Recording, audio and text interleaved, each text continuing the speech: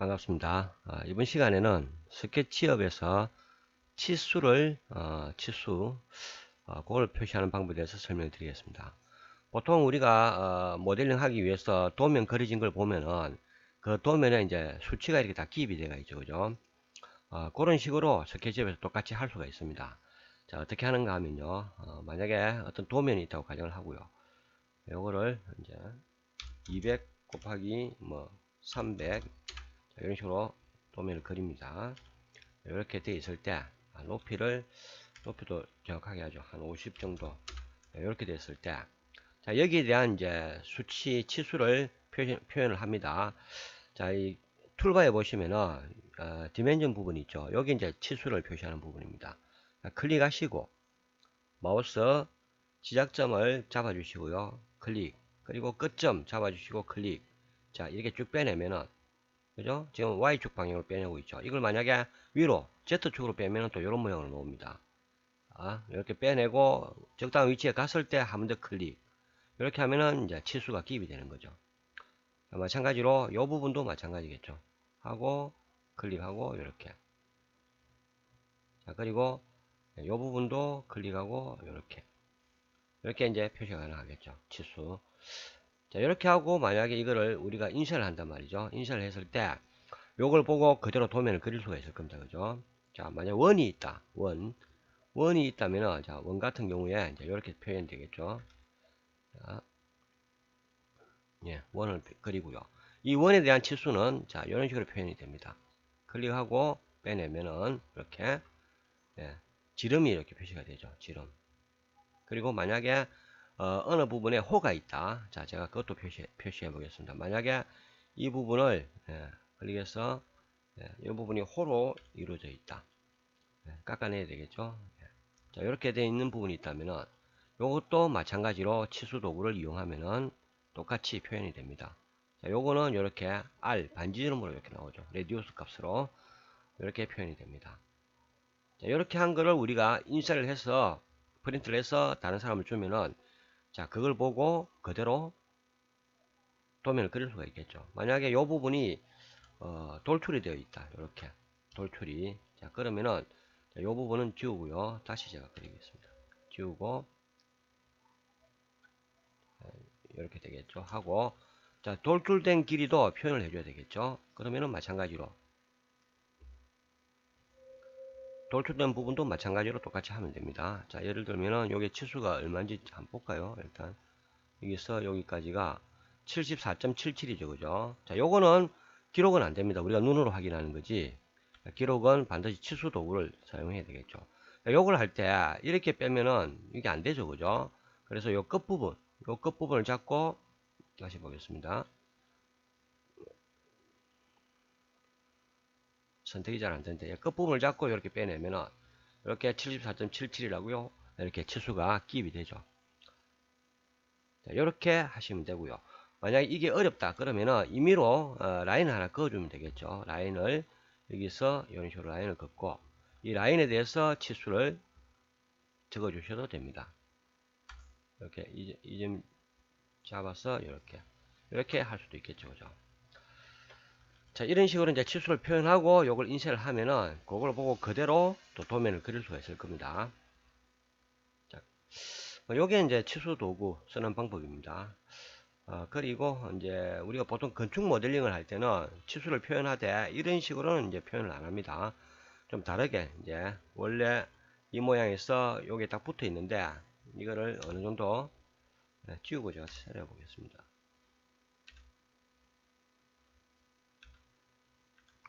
예를 들면은 요 부분을 이제 치수를 표현할 때 보통 가이드선을 그려 가지고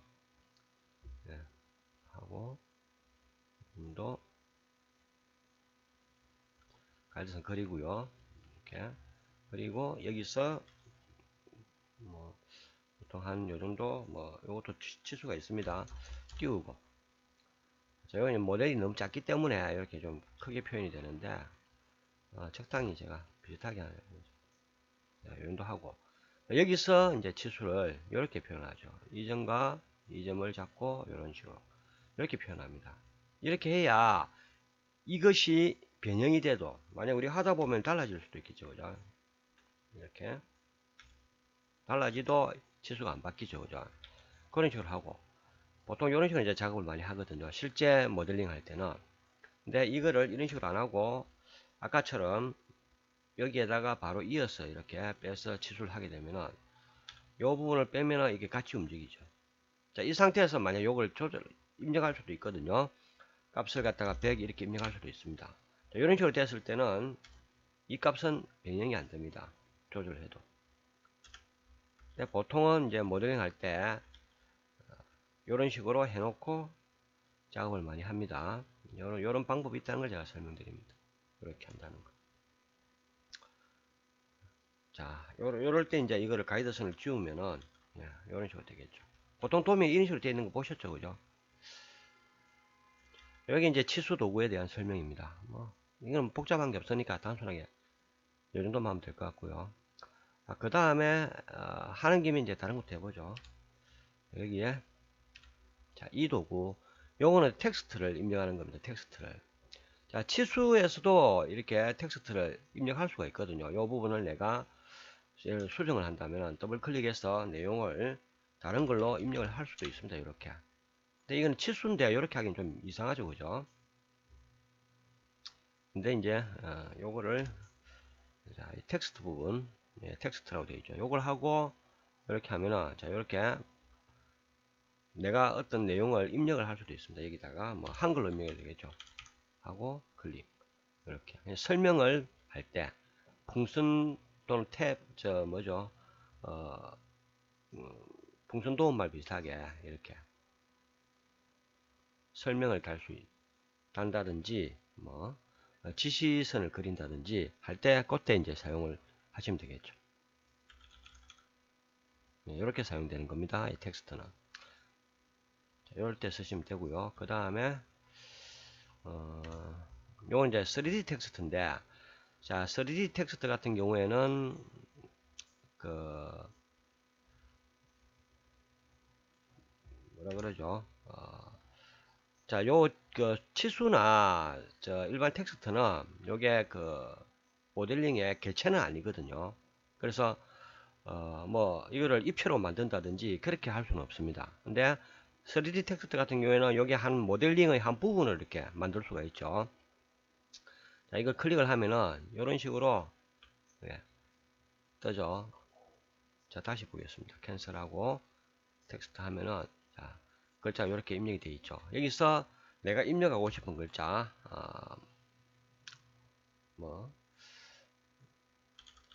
한글로 이렇게 하고, 그리고 폰트를 예를 들면은 뭐 이런 식으로 바꿀 수 있겠죠.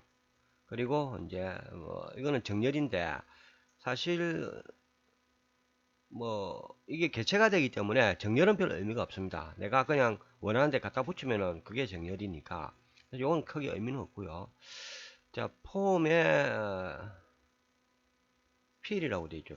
필은 이제 우리가 채운다는 뜻이니까 내부를 채울 건지 아니면은 내부 없이 면 없이 선만 그릴 건지 아니면 면까지 같이 만들 건지 그거를 선택하는 툴이고요. 선택하는 거고, 이제 면을 만든다, 내부를 채운다고 했을 때는 채우고 나서 높이까지, 그러니까 우리가 입체로 만들 건지 아닌지 그거를 선택하는 게 또 이겁니다. 요거. 자, 일단 안 채운다고 하고요. 안 채운다고 하고 끄게 되면은 이렇게 되겠죠. 여기서 이제 헤이스트라는 거는 이거는 이제 그 글자의 뭐라고 해요? 크기라고 보면 됩니다. 크기, 폰트 크기, 크기라고 보면 됩니다. 자, 이렇게 하고 플레이스 누르고 하면은 자, 이렇게 글자가 따라다니죠. 그래서 적당한 위치에 갖다 놓고 클릭을 하면은 이렇게 글자가 만들어졌죠. 자, 이거 보면은 지금 면이 없이 라인만 이렇게 글자 형태로 만들어져 있죠. 그죠? 자, 요거는 만들어지면 기본적으로 이게 그룹이 아니고 이제 컴포넌트로 만들어집니다. 여기 보시면은 컴포넌트라고 되어 있죠. 기본적으로 만들어지면 컴포넌트로 만들어집니다. 자, 그래서 이 부분을 내가 수정하려면은 어떻게 좀 만지고 싶다 이거죠. 그러면 이걸 해제를 해줘야 되는데 풀어줘야 되겠죠. 그룹이나 컴포넌트는 풀 때 익스플로드로 풀어줍니다. 자, 요걸 클릭을 하면은 이게 각각이 풀려가지고 하나씩 이렇게 선택을 할 수가 있는 거예요. 그럼 요거를 변형을 할 수도 있겠죠. 뭐 로테이트로 요것만 무브로 요것만 이렇게 변형을 준다든지 이런 게 가능하다는 거죠. 자, 그리고 뭐 로테이트를 이용하면은 또 예, 이런 식으로 이 부분을 조금 조절한다든지 이렇게 가능하다는 겁니다. 그리고 스케일도 마찬가지로 스케일도 적용 가능하겠죠. 이 부분만 키우고 싶다. 스케일 적용해서 이것만 이렇게 키울 수가 있겠죠. 자, 그리고 두 번째로 텍스트 툴 3D 텍스트 선택하고요. 자, 글자를 똑같이 스케치업이라고 다시 입력하고, 자, 이번에는 내부를 채우겠습니다. 필로 채우고, 그럼 이제 익스트루더가 이제 3mm를 준다고 나오죠. 요걸 안 하면은 면만 생성이 되겠죠. 이렇게. 자, 보이죠? 면만 생성이 됐습니다. 요걸 다시 제가 익스트루드에서 풀어주면은 이렇게 면이 생성된 글자가 되죠. 평면만. 자, 요가 다시 여기서 하고요. 자, 이번에는 익스트루드를 3mm만큼 뽑아내겠다. 자, 이렇게 하고 하면은 자, 차이 좀 느껴지죠. 이렇게. 요거는 입체로 풀어보겠습니다. 익스플로드해서 풀어주고요. 요거는 입체고 요거는 그냥 면만 있는 거죠. 자, 면만 있는 거는 내가 뽑아내면 되죠. 내가 원하는 만큼. 그죠? 자, 요걸로 푸시풀로 뽑아내면 된다는 거예요. 이렇게. 자, 지금 보면은 제가 키보드 단축키를 계속 치고 있는데 단축키가 안 떴습니다. 안 떴고 여기에 보면 한글이 뜨잖아요. 이거는 이제 제가 좀 전에 텍스트 입력할 때 한글로 쳤기 때문이죠. 그래서 키보드를 영문으로 안 바꿔서 그렇습니다. 자, 이거 이제 이것도 극인데 팁인데 우리가 뭐 작업하다가 단축키를 막 치는데 단축키가 전혀 안 떴습니다. 그때는 다른 문제가 있는 게 아니고 키보드가 영문 상태가 아니기 때문에 그래요. 그래서 영문 상태로 만들어 주시면은 그 다음부터는 이렇게 단축키가 떴게 되죠. 그런 실수 많이 합니다. 생각보다.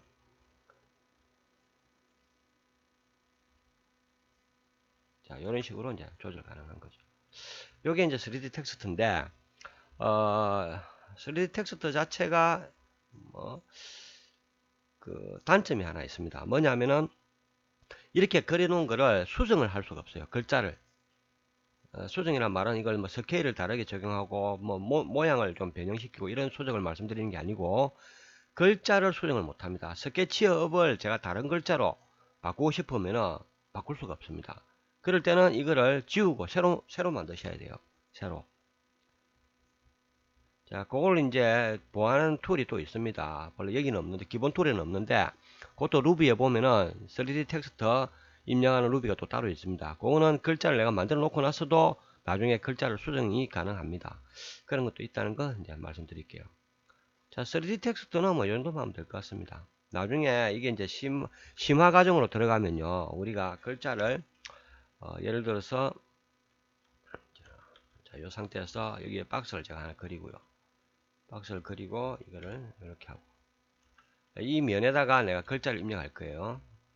이렇게 여기서 뭐 하고 이렇게 했단 말이죠. 이렇게.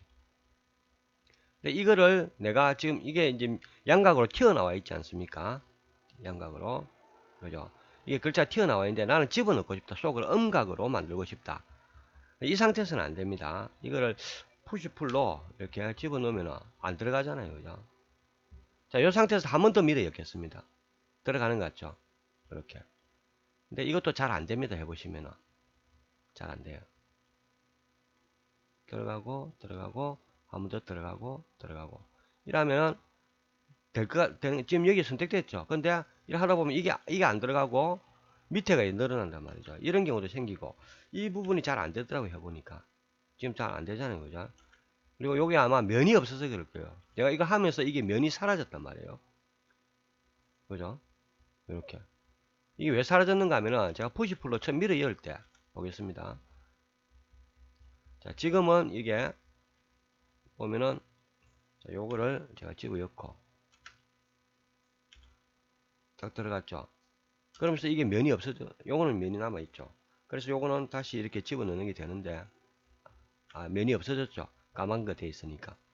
이런 현상이 생기더라고요. 그래서 이게 생각보다 잘 안 됩니다. 이거를 집어넣고, 요걸 집어넣어 볼까요? 자, 요거를 집어넣고, 요 상태에서 들어가고 안 들어가죠. 이게 또 면이 없어진 거예요. 밑에가 늘어난다는 거는 요쪽에 면이 없다는 거거든요.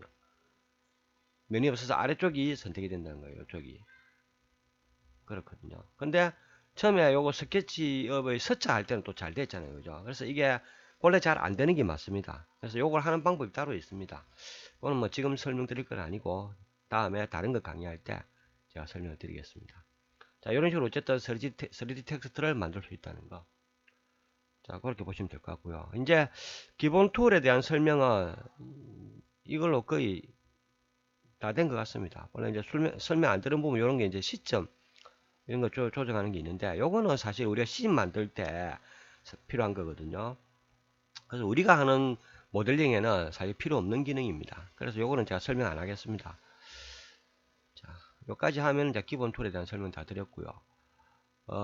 기본 툴 우리 이제 툴바에 있는 거 설명 다 드렸는데 그 외에 또 기본 설명 드릴게요. 요 부분은 제가 설명드렸죠. 엑스레이 보는 거. 섹션은 설명 안 드린 것 같은데 섹션하고 자 요게 솔리드 툴입니다. 제가 요거를 이렇게 툴바에 꺼내 놓은 이유가 요런 걸 자주 쓰기 때문에 제가 꺼내 놓은 거거든요. 그래서 다음에 솔리드 툴을 어떻게 쓰는지 자, 요게 솔리드 툴입니다. 솔리드 툴이라고 되어 있죠. 이걸 어떨 때 사용하는지 굉장히 유용한 기능입니다. 그리고 섹션도 어떤 식으로 쓰는지 그 부분을 제가 다음에 설명드리겠습니다. 자, 이번엔 여기까지 하겠습니다. 감사합니다.